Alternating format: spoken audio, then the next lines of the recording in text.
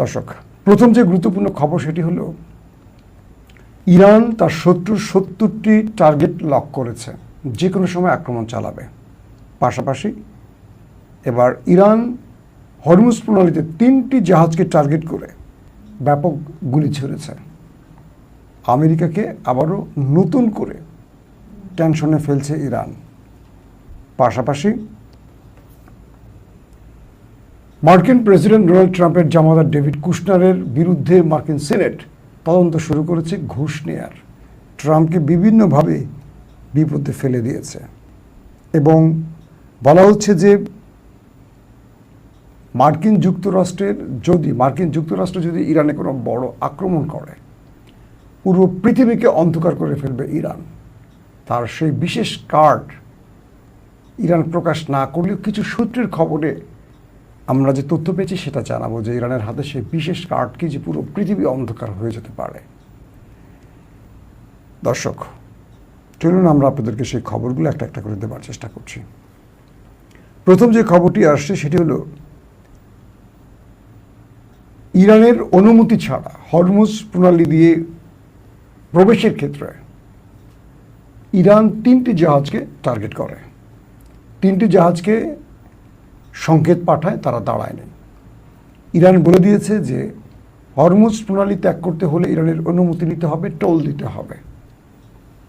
কিন্তু ওই 3টি জাহাজ না ইরানের অনুমতি নিয়েছে, ইরানকে টোল দিয়েছে। ইরান যখন সংকেত পাঠায় তারা দ্রুত কেটে পড়ার চেষ্টা করে। এরপর ইরান সেই 3টি জাহাজে ব্যাপক গুলিবর্ষণ করে এবং 2টো জাহাজকে আটক করে ইরান। অর্থাৎ আমেরিকাকে এবার ভালো পরিমাণ চাপে ফেলতে চাইছে ইরান। হরমুজ প্রণালীর যেই প্রণালীটা, তার সামনেই নৌ অবরোধ করে বসে আছে মিস্টার ট্রাম্প। কিন্তু হরমুজ প্রণালী থেকে মার্কিন স্বার্থ সংশ্লিষ্ট বা মিত্রদের জাহাজগুলোকে আমেরিকা আটকাবে না, আটকাবে ইরানের সঙ্গে যাদের সম্পর্ক। এর মধ্যে চীনের কোনো বিমানকে আটকাতে পারেনি। সর্বশেষ তথ্য মতে আজকে পর্যন্ত গত 24 ঘন্টায় ইরানের 45টি কার্গো জাহাজ হরমুজ প্রণালী ত্যাগ করেছে। আমেরিকা বড় কোনো ঝামেলা করতে পারেনি। তবে ইরানের আরেকটি জাহাজে হামলার ঘটনা ঘটেছে এবং ইরান সেই ব্যাপারে মার্কিন যুক্তরাষ্ট্রের উপর বড় আক্রমণের ঘোষণাও দিয়েছে। পরবর্তীতে ইরান 3টি জাহাজে যে গুলি করেছে তার 2টো যে আটক করেছে, সেগুলো নিয়েও এখন হরমুজ প্রণালীতে ব্যাপক উত্তেজনা কাজ করছে। অর্থাৎ যে কোনো সময় দুই পক্ষের মধ্যে একটা যুদ্ধ শুরু হওয়ার লক্ষণ দেখা যাচ্ছে। ট্রাম্প মূলত 2টো ফর্মুলায় ইরানকে ঘায়েল করতে চায়। তার প্রথম ফর্মুলাটা হলো যে সে হরমুজ প্রণালী বন্ধ করে দিয়ে ইরানকে শান্তি চুক্তিতে বা মার্কিন ডিল বাস্তবায়নে রাজি করাতে চায়। যদি এই ক্ষেত্রটি ইরান না করে তাহলে পুরো ইরানের মধ্যে বোম্বিং করে, বোমা হামলা করে ইরানকে ডিলে বাস্তবায়ন করতে চায়, মানে ডিলে আর রাজি করাতে চাচ্ছে আমেরিকা। অর্থাৎ ট্রাম্পের হাতে 2টো অপশন আছে এখন ইরানের বিরুদ্ধে। ট্রাম্পের হাতে, নট আমেরিকার হাতে, এটা হলো ট্রাম্পের হাতে। তাই তিনি হরমুজ প্রণালীতে নৌ অবরোধ করে বসে আছেন। যদি এটি ব্যর্থ হয় তাহলে পুরো ইরানকে তিনি পাথরের যুগে পাঠাবেন বোমা হামলা করে। এটি হলো তার নেক্সট পদক্ষেপ। তো এই অবস্থায় মার্কিন প্রেসিডেন্ট বারবারই ইরানকে হুমকি দিচ্ছেন যে ইরানকে এটা করবেন, সেটা করবেন, ওটা করবেন। ইরান বলছে তোমাকে হুমকি দিতে হবে না, এটা সেটা যেটাই করতে চাও তুমি করো। তুমি যদি ইরানের মধ্যে কোনো বড় আক্রমণ করো তাহলে আমরা তোমাকে কি সারপ্রাইজ দেব, কি বিশেষ কার্ড আমাদের হাতে আছে। এটা নিয়ে মার্কিন গণমাধ্যম, মার্কিন ইন্টেলিজেন্স অনেক কাজ করছে যে আসলে ইরান যে হুমকিটা দিচ্ছে তাদের হাতে বিশেষ কার্ড আছে। কি এই কার্ড হতে পারে? ইরান এটাকে প্রকাশ্যে আনেনি এখনো, কি কার্ড হতে পারে।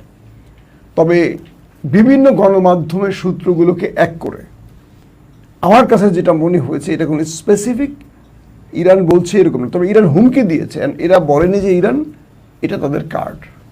ইরান আজকে হুমকি দিয়েছে যদি আমেরিকা ফার্দার ইরানে বড় আক্রমণ চালায় বা আক্রমণ চালায়, পুরো পৃথিবী অন্ধকার করে ফেলবে ইরান। এখন আপনি প্রশ্ন করবেন, পুরো পৃথিবী অন্ধকার করবে কি করে ইরান? ইরান কি এত শক্তিশালী বা অন্ধকার করা যায়? হ্যাঁ, যায়। কিভাবে যায় আসে সেটা একটু শুনে। ইউরোপ, মিডল ইস্ট, এশিয়া, এই পুরোটার ইন্টারনেট কানেকশন কোথা দিয়ে গেছে জানেন আপনারা? পার্সিয়ান গালফ, অর্থাৎ হরমুজ প্রণালী।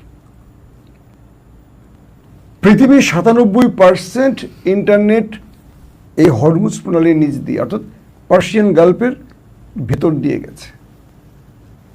এটার মেইন যে কানেকশনগুলো, ফাইবার অপটিক যেটাকে আমরা বলি, আবারও খেয়াল করেন, ইউরোপ, এশিয়া, মিডল ইস্ট, মধ্যপ্রাচ্য।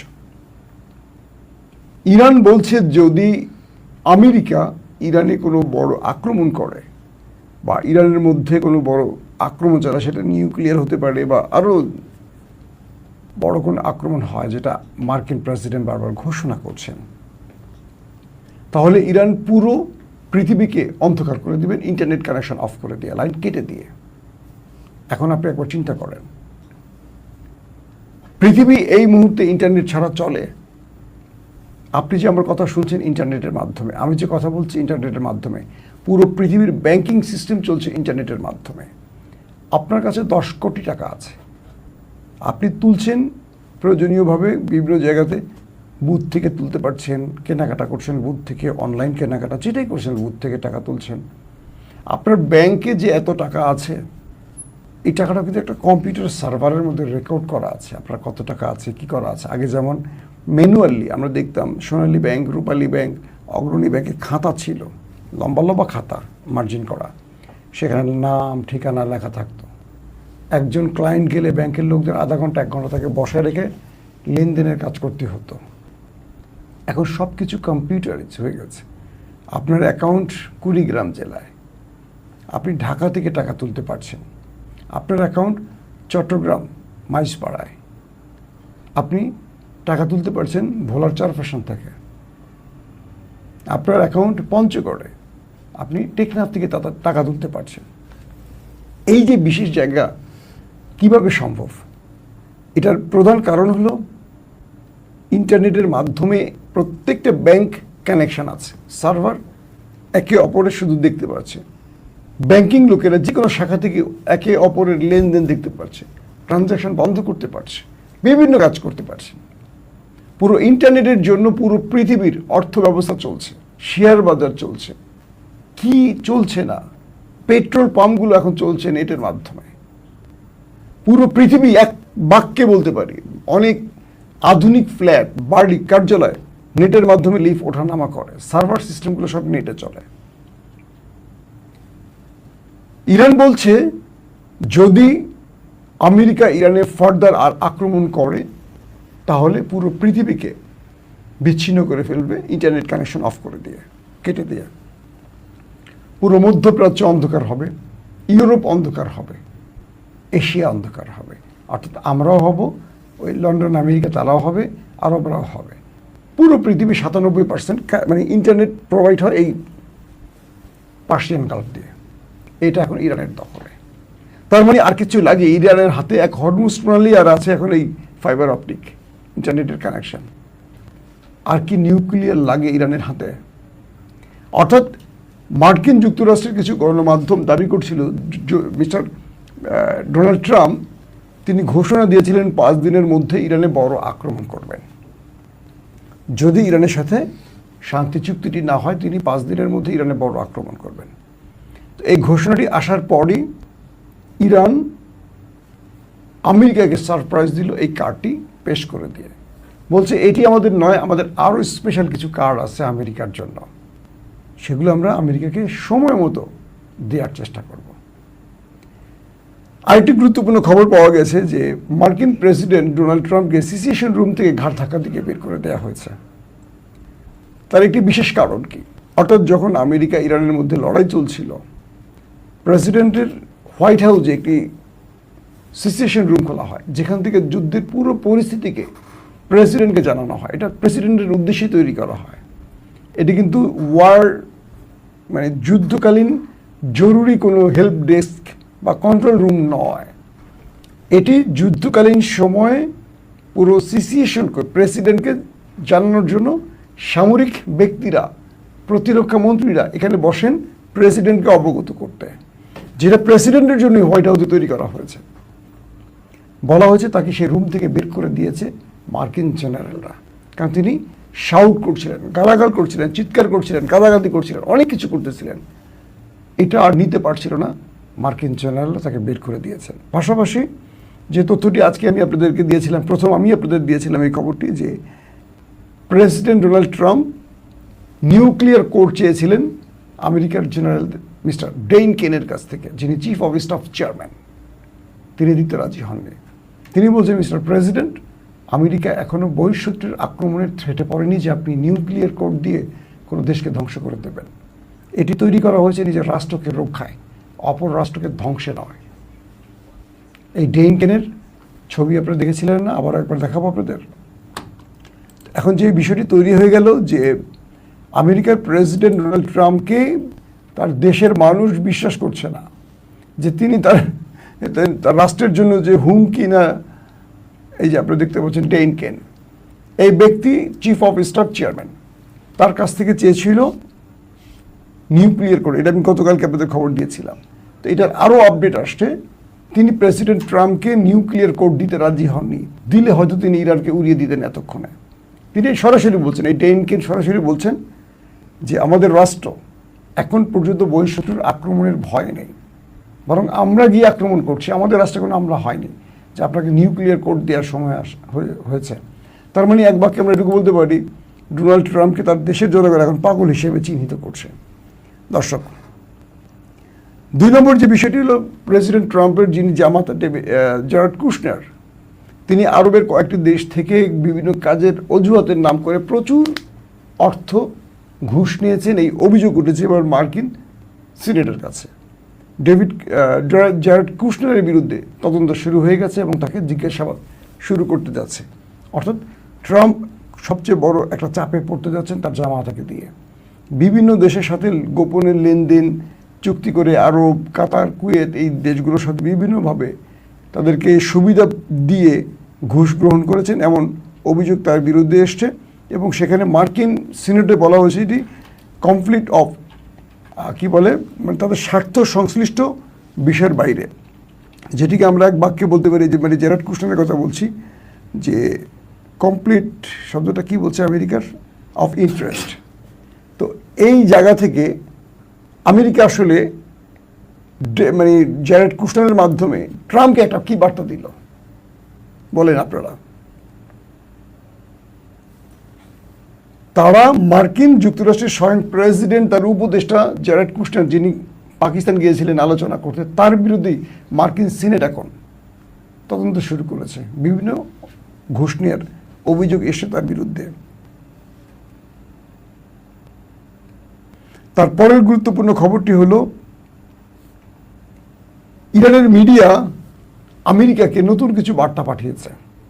আমেরিকা যদি ইরানে আক্রমণ করে, সেই ক্ষেত্রে আমেরিকার বিরুদ্ধে ইরান কি কি পদক্ষেপ নিতে পারে, এই বিষয়গুলো ইরানের মধ্যে এখন, আমেরিকার মধ্যে এখন ব্যাপক আলোচনা চলছে। এবং সেই আলোচনার মাধ্যমে আমেরিকা নতুন করে তার কি বলবো যে যুদ্ধ পরিস্থিতিকে তৈরি করতে চাচ্ছে।